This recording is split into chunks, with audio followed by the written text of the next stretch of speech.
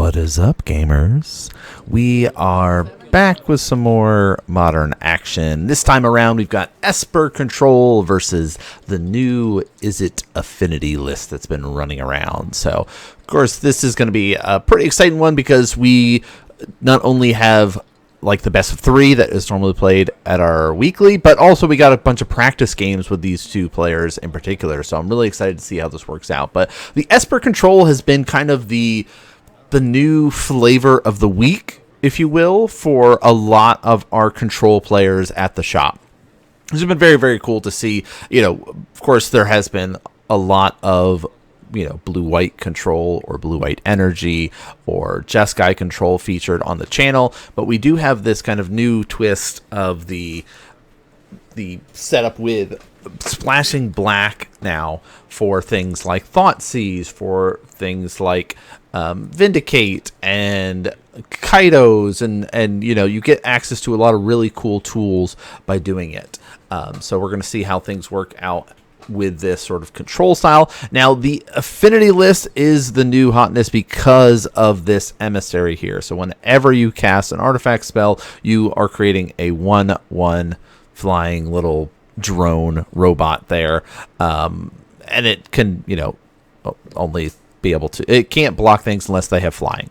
So that's the element. But the main reason why is, look at how explosive that turn is. You warp it in, so you get to be able to say, I'll pay 1 mana, cast this creature, and then I'll dump my hand, make a bunch of creatures, and this goes in exile. And then if, for whatever reason, my board gets blown up, I'll cast it from exile later on. So it is a very explosive, go-wide strategy. I mean, we've talked about how Modern has kind of gone into that element of a go-wide, especially with, Steel Cutter builds and things like that. And we got to see that a lot with, Jeskai Ascendancy lists and how they were running things. But now you basically are running an 8-cast style of affinity. So you're running, thought cast, thought monitors, refilling your hands. You're doing Kappa Cannoneers. The deck is so explosive that you can drop down a Kappa Cannoneer on turn 2 consistently, which is crazy. Kappa Cannoneer has Ward 4, so it might as well say, it's got hexproof, and every turn that you're casting an artifact, you're putting counters on it and giving it unblockable. You can close the game out so fast with a Kappa Cannoneer. So let's see. Yeah, I mean, we've got a bunch of clues and stuff going on here, but not a lot. I mean, it's probably we're digging and looking for a Wrath of Skies here.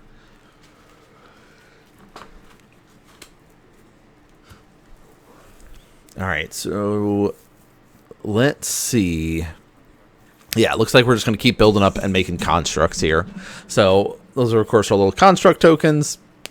Of course, we do have our own construct tokens. So if you're going to be at, of course, the upcoming events that we're traveling to, which is, of course, Commander Sealed in Rochester, which is a phenomenal event. You sit down, you get, of course, sealed booster packs, make a commander deck from them. Of course, you have your legendary creature, and you've got 4 people in your pod in the draft portion that you then get to trade with and go, oh, you're running Izzet, I'm running Golgari, here you go, take all of my Izzet stuff, I'll take all your Golgari. So, just kind of trade around and kind of work through and try to help each other out to win. Last year, I went 2-1 at the event, so we'll see how things go going into this one. I mean, playing in Commander tournaments are a completely different thing. But Commander Sealed is something that just has its own fun and uniqueness to it. But yeah, that game got cinched up super quick here. It's just yeah, okay, cool. No Wrath of Skies. Guess we die. The other big event that we're going to is our is Magic Con Atlanta, and we are hosting a Modern event, basically teach players Modern. We're going to be bringing some quivers and stuff like that. So if you're going to be in Atlanta, on Saturday is our date. So 2 to 4 p.m. in the Creator Central, of course, because we are a featured content creator at MagicCon Atlanta. We are going to be hosting a little bit of event. We didn't decide to do a meet and greet because we're hosting events. So if you want to come meet and hang out and get some tokens and stuff like that, come hang out with us Saturday in the Creator Central area, 2 to 4 p.m. there, and play some Modern. You don't even have to have a deck. If you've got a deck, awesome. Come test out your deck. But we're going to be having kind of that mix of sort of that tier 2 decks and tier 1 decks and just sort of decks that you want to have fun. Is there a strategy you want to learn that you maybe haven't had a chance to? You know, we're not doing too many proxy decks. I guess we could look into that. But, you know, we've got a nice mix of decks, I'd like to think. But let's get back to this match in particular, because that was a dump of the hand here. We do see the Orange Chant going to try to put a stop to things. No land drop, but it's not like we really need a land, right? We've got essentially 2 mana. I guess the only other thing is we would need 3 mana to, like, cast our Emissary from exile again, but it doesn't. Sure, whatever. We've got 2 creatures on the battlefield. We've got, you know, ability to look at our opponent's deck a little bit with Mishra's Bauble. So, oh, there's a land. Never punish, right? Yeah, the Esper Control, like, the Esper Control styles or the blue-white control styles is such a Planeswalker-focused strategy that it's, like, definitely the epitome of when you're ahead, get more ahead, and you just kind of run away with the game with Planeswalkers. But we're in this weird mode of, like, okay, we can't really afford to do that because you're just getting, like, swarmed by robots. But we have an attempted Thought Monitor going to try to come down here, help us try to refill our hand a little bit, draw a couple extra cards. And so we see our control player just kind of checking through and debating, because it's like, okay, how many artifacts? You could drop a Kappa here. But if you don't have it, I got to try to slow you down and sort of do this delay and wait mode and hope it's enough. And so now we get to see swinging it in, just 2 little bit of damage, just a little chip damage. The other thing and challenge as a Esper Control deck or a 3-color control deck is you are shredding your life total quite a bit. And most of the time, unless you have a Solitude out, you're not really gaining much life from it. So it's like there's so much incremental, just like, oh, fetching, shocking, just to fix your mana base, and then things like Thoughtseize on top of it to try to, like, strip away things like the Thought Cast, the Thought Monitors, the Kappa Cannoneers, the scary stuff. But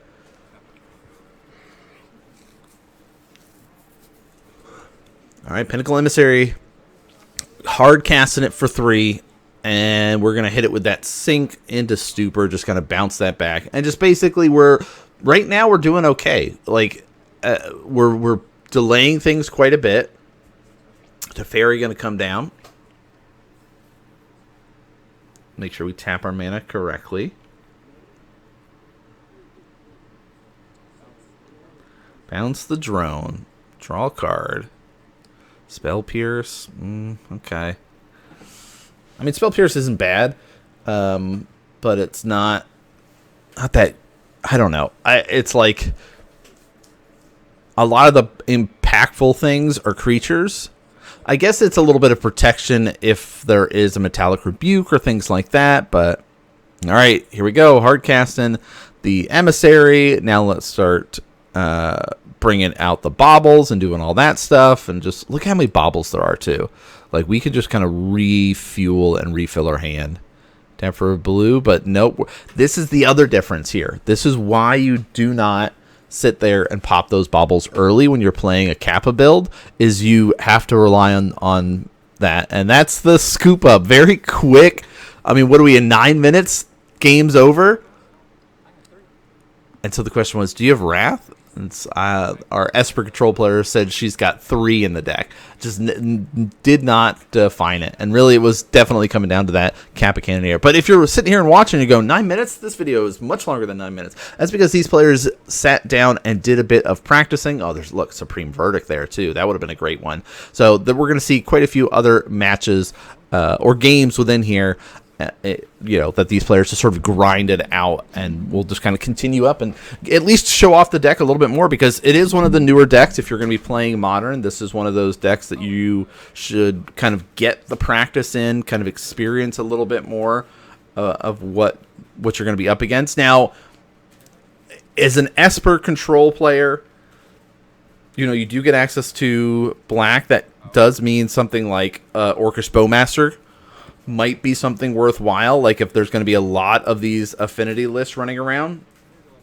Now, it doesn't help that much against like the emissary, but you can start shooting the tokens, and then when your opponent's sitting here wanting to do, here's a thought cast, here's a thought monitor, you're like, all right, sweet, here's a little bit of extra just splash damage that you can kind of shoot at face or shoot at creatures.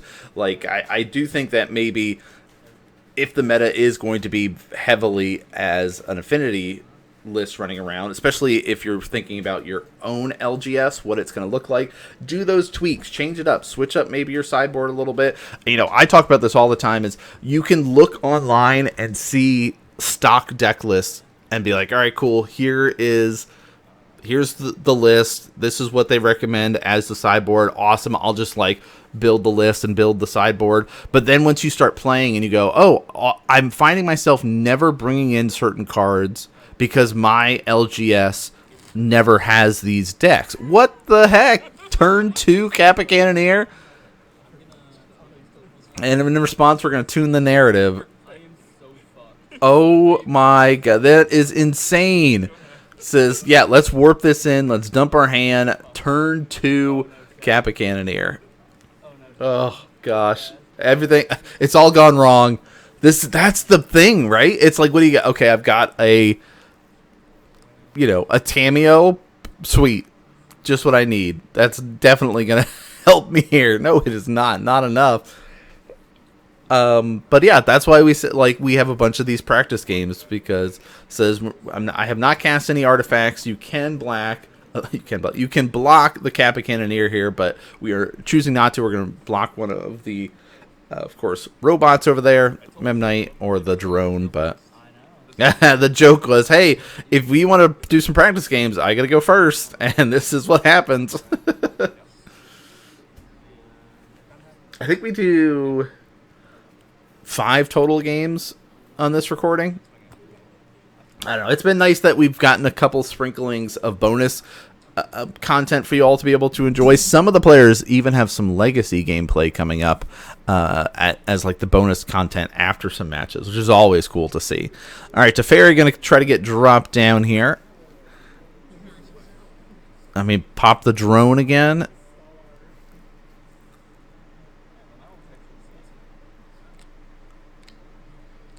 The uptick doesn't really do anything. A Fatal Push is nice. It doesn't really help us against Kappa Cannoneer. Bounce the drone. Draw a card. Okay, there's a Narset. Narset's also nice against like the Thought Cast and Thought Monitors. Getting it to stick around, though, is going to be a challenge. Well, hey, here's a cranial plating. We've got 6 artifacts right now.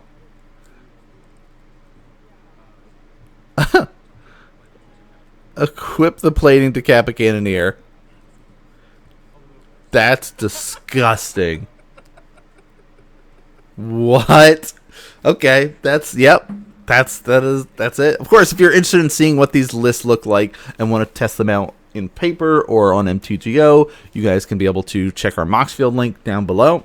We also are going to be doing some more MTGO videos. We've got a Sultai Goy food. Basically the video that came out earlier in the week, or last week, or whenever this post is lining up for everything. But that Sultai Goy food deck is going to be some MTGO videos we're going to do. We've got some more Hammer Time videos to post up. There's, one of these times we're going to play the Simic Birthing Ritual deck online, because it's just a fun, grindy deck. Very just sort of like, here's efficient like draw engines and creature based stuff, and it's hard to kind of attack it. So, but we'll see how this match goes. Emery coming out here. That's the other thing too, is like seeing all the different art choices players have for the cards and which decks that they're trying to like spice up and make cool. Activating Emery, targeting Bobble. So not casting it yet. We haven't. Yeah, we got the confirmation that it is until end of turn. That's why it's sort of floating off to the side, knowing that we are going to do it because we're going to attempt to play this Pinnacle Emissary for the warp cost, which will get hit with the counterspell, which is really important because then it doesn't get to sit in exile and be cast later. Now, Emery lets us cast it later, but at least for now, that kind of stops and slows things down a bit.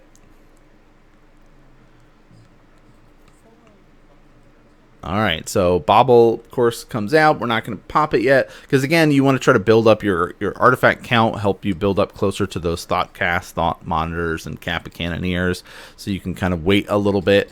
Plus, with the Emery, we can just kind of keep looping it for a little while and help us draw more cards that way. So, like, drawing 2 cards a turn is always sweet. Yep, there we go. Do it again. Memnite coming down. Another drum. So, still have 2 more mana available to us. Hey, there's a Thoughtcast. Resolve, so that's 2 more. Wow.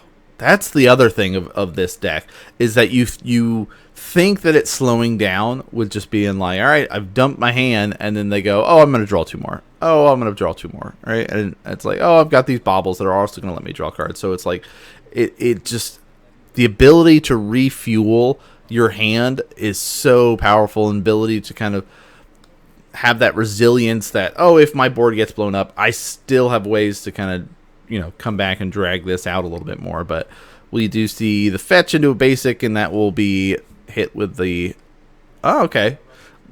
We did get the Metallic Rebuke on the Thoughtseize, and now we get Wrath of Skies for 1. So we get to try to blow everything up, including the Urza Saga, because it is an enchantment there, which is actually, that's the big thing that we've been waiting for, right? Is when is things going to slow down, or when are we going to get that big turning point for our control player to kind of be like, okay, now we can start having the kind of shift back our way, and now we can start deploying some Planeswalkers, hopefully. But bam, Emery got a drum back. We cast an Ornithopter, so we're like really starting to kind of set up here. But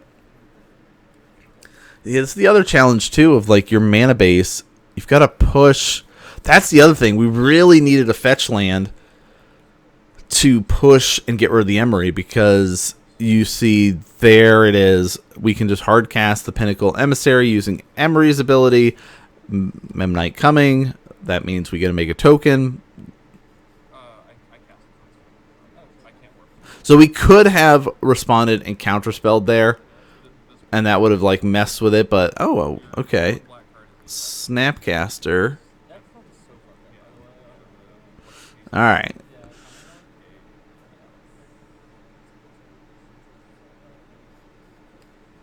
Yeah, I don't know. I do feel like that it would have bought us a turn. Would it have mattered? I don't know. Maybe we would have taken less damage this turn. Activating Emery. Bobble. Casting a Bobble. Trigger. Make another drone. Thought Monitor. That is going to get hit with the counterspell.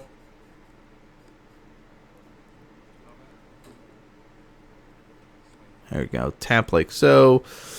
Yeah, take a big chunk there. Oh man, I guess, you know, keeping the counterspell for the Thought Monitors, the Kappa Cannoneers makes sense. Like those are the big payout cards, even though like how swarmy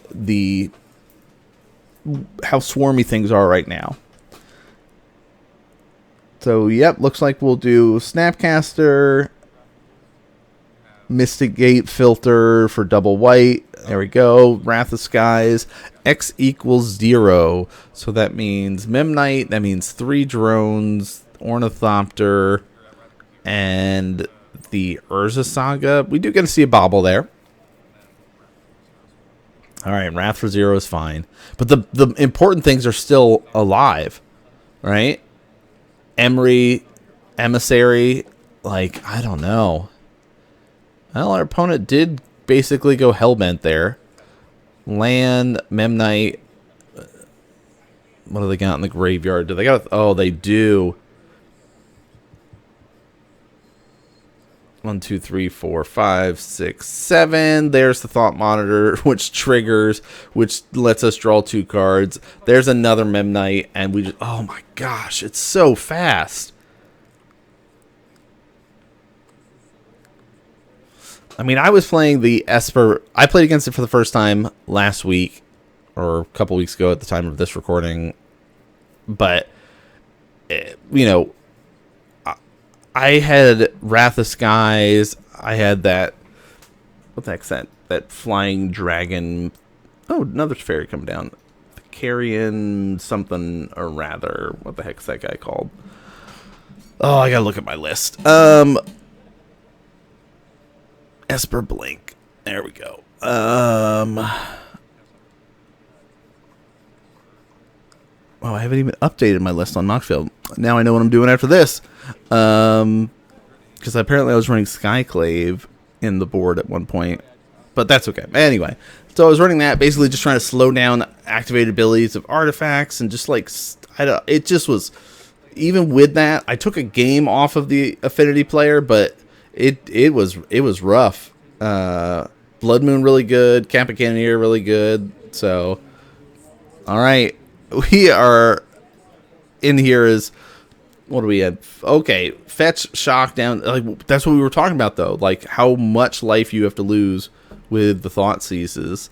Thought Monitor, Thought Cast. I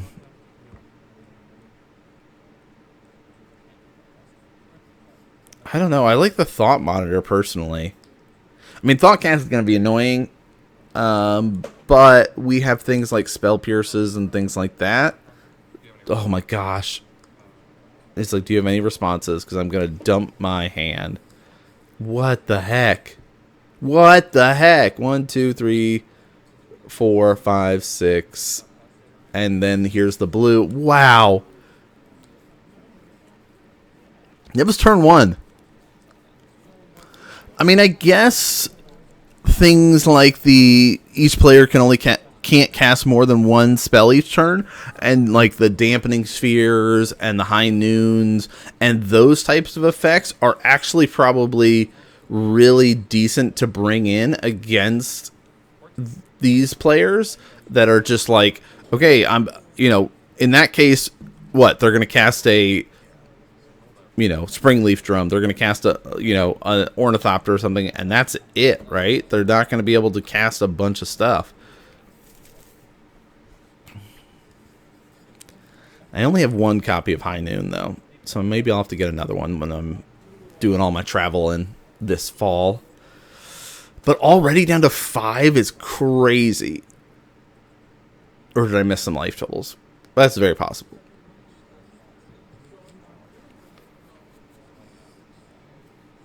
I guess we could start making constructs. Bounce.